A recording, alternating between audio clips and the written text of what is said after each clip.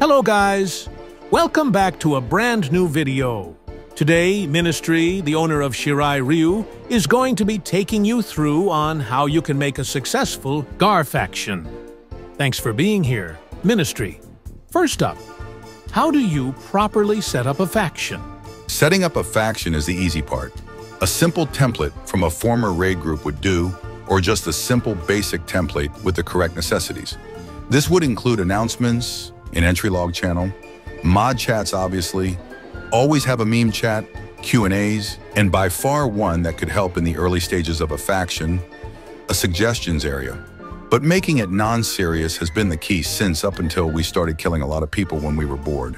No factions were too hostile, and then we came around spawn killing SSUs and invasions for about 2 months straight till we got bored of it. Next up, how do you get people to join a faction? There's the option to use the faction recruitment channel in GAR, however we have not used it. Our recruitment came from the raiding community side of GAR, hence why our average member is more skilled than any other factions. Being in the community for years, you just have connections. And more, having the most skilled raiders in the faction gave us publicity. Whether the publicity was positive or negative, we were still reeling in a lot of players. We also have the best faction scrim team, which gave an opening to a whole other community of GAR a reason to join the faction. Interesting. How do you properly fund a faction? Our funding has primarily been from myself. A couple giveaways weren't from me, but I've spent about 5,000 AUD on the group thus far. I work during the week, so having a competent high-com team is crucial. I see. How do you set up the ranking system in a faction?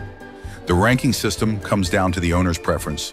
Shirai's system rewards factions points and events attended as a mean to rank up.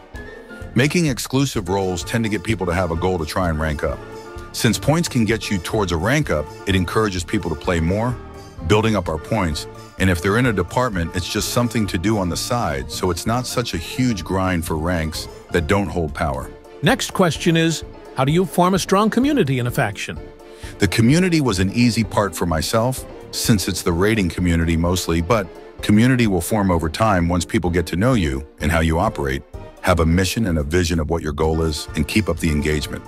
For Shirai in particular, a lot of people just already knew each other and knew it was going to be a somewhat relatable community, since we didn't want to take the game seriously, but keep the reputation as the best players in Coruscant. Nice. How do you get more points in a faction? Seeing as it's our first race and we were made 3 months ago, we're keeping up and currently ahead of a faction that's won every race except the first race. It's not too difficult, you just need to fill up your faction with people willing to leave their devices AFK for hours and hours a day. And if they become inactive, always have reserves and filter them. Lastly, how do you make people stay in a faction? Keeping people in the faction is probably the most stressful part.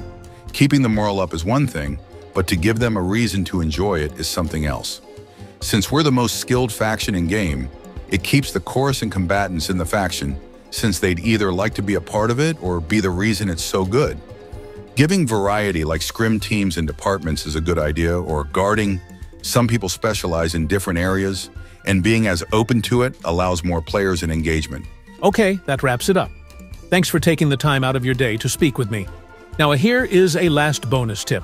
Remember, although faction competitions are fun, the most important part is the community. Thanks for watching, and I will see you soon.